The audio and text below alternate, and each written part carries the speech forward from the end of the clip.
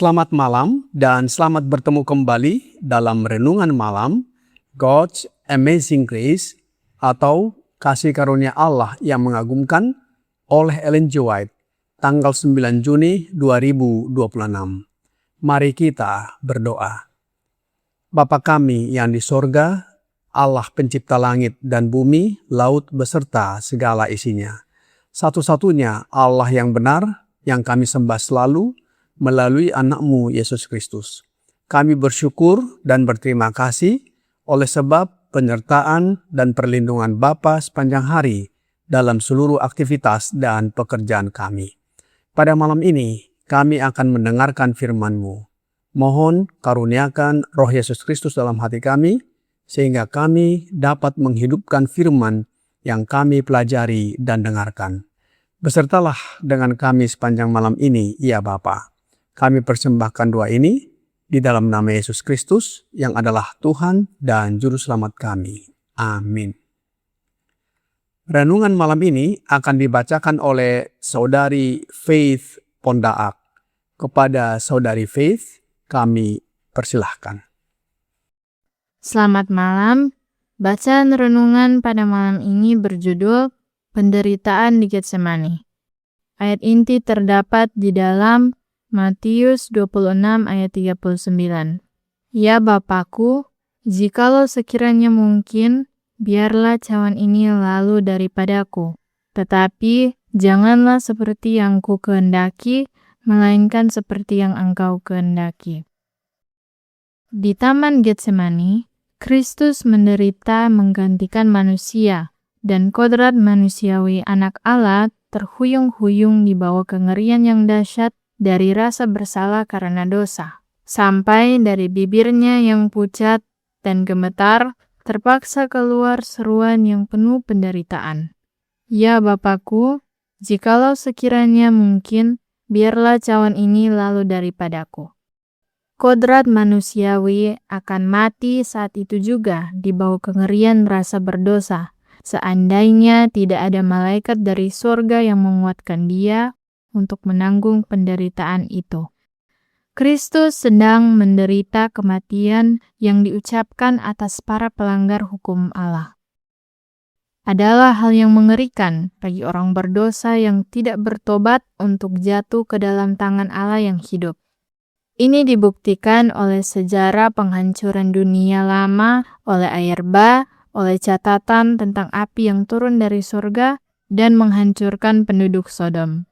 Tetapi tidak pernah hal ini dibuktikan sedemikian besar seperti dalam penderitaan Kristus, anak Allah yang tak terbatas, ketika ia menanggung murka Allah untuk dunia yang berdosa.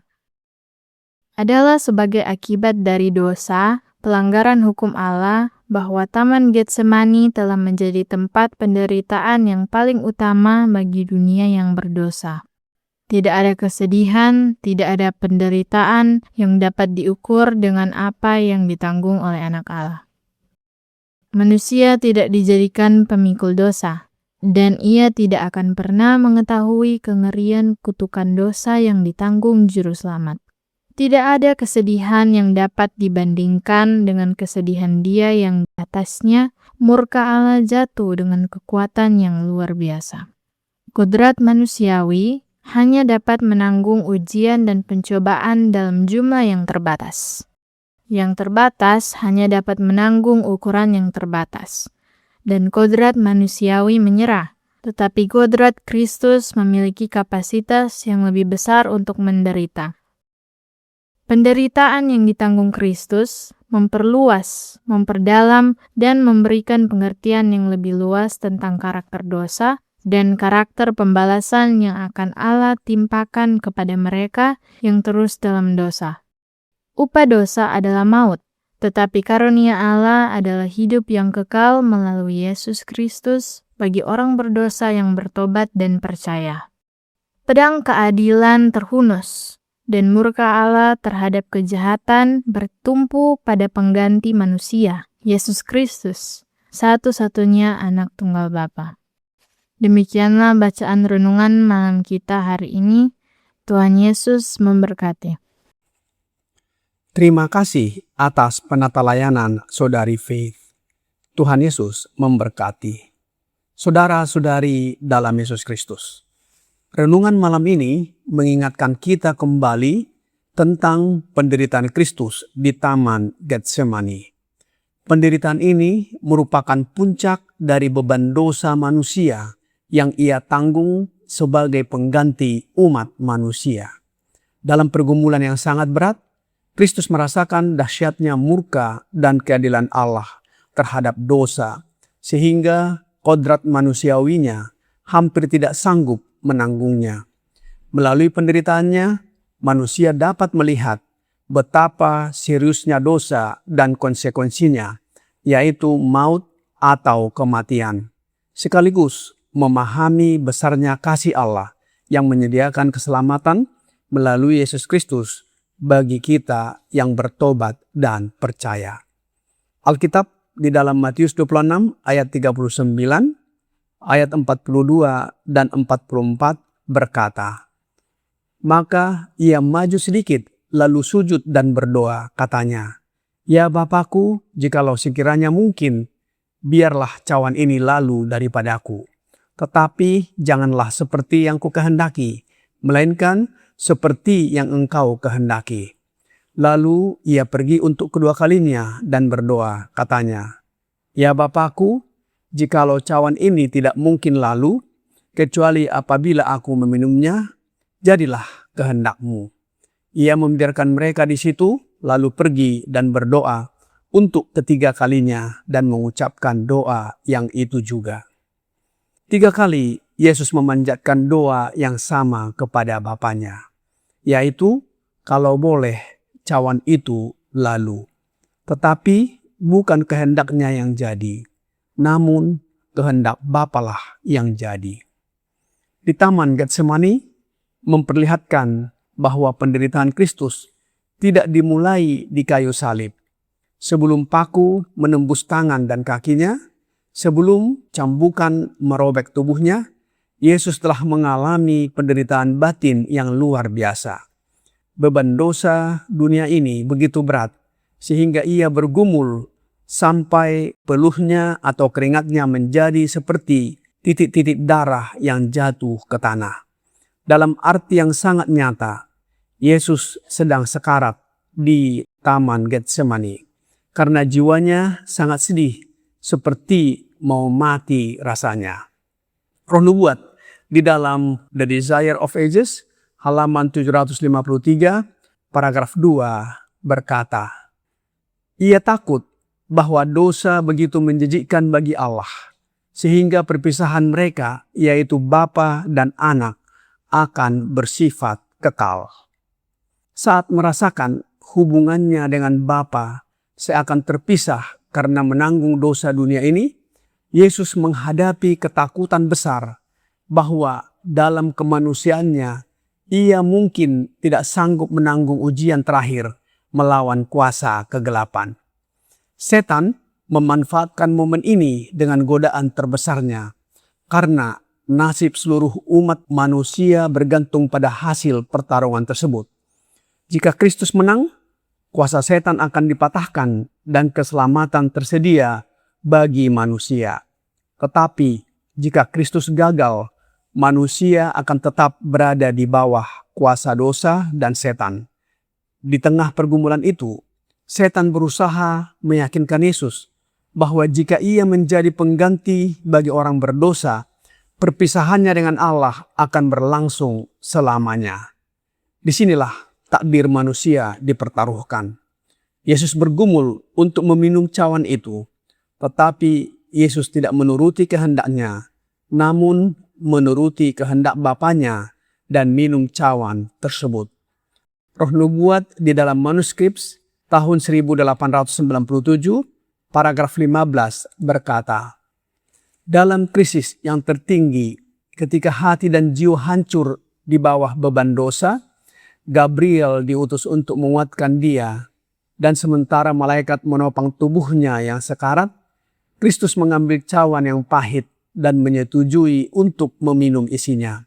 Di hadapan yang menderita itu, muncul ratapan dunia yang terhilang dan binasa, dan kata-kata keluar dari bibir yang bernoda darah. Namun demikian, jika manusia harus binasa, kecuali aku meminum cawan yang pahit ini, kehendakmu bukan kehendakku yang terjadi. Dan untuk menolong anaknya, Allah Bapa mengutus Gabriel, malaikat perkasa, untuk menguatkan Yesus. Yesus meminum cawan yang pahit demi kita. Kita patut berterima kasih kepada Yesus atas kasih-Nya yang begitu besar bagi kita manusia yang berdosa dan hina ini. Mengapa Yesus harus menanggung penderitaan yang sangat luar biasa ini? Selanjutnya di dalam buku yang sama, paragraf 17 berkata, "Dan apakah semua penderitaan ini dialami untuk memberi manusia kebebasan untuk melanggar hukum Allah? Tidak, tidak. Semua adegan penderitaan ini adalah karena hukum yang dilanggar. Dan untuk memberi semua kehormatan dan penghormatan kepada hukum itu, tidak hanya untuk menghormati, tetapi untuk memuliakan hukum, namun menyelamatkan orang berdosa dengan menanggung hukumannya."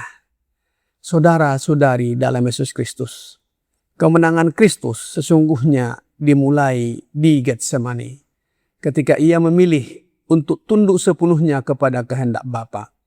Meskipun harus menanggung penderitaan yang tidak terbayangkan, jalan menuju salib pun terbuka. Getsemani mengajarkan bahwa penurutan sejati kepada hukum Allah tidak selalu bebas dari penderitaan, tetapi tetap memilih kehendak Allah di atas keinginan diri sendiri.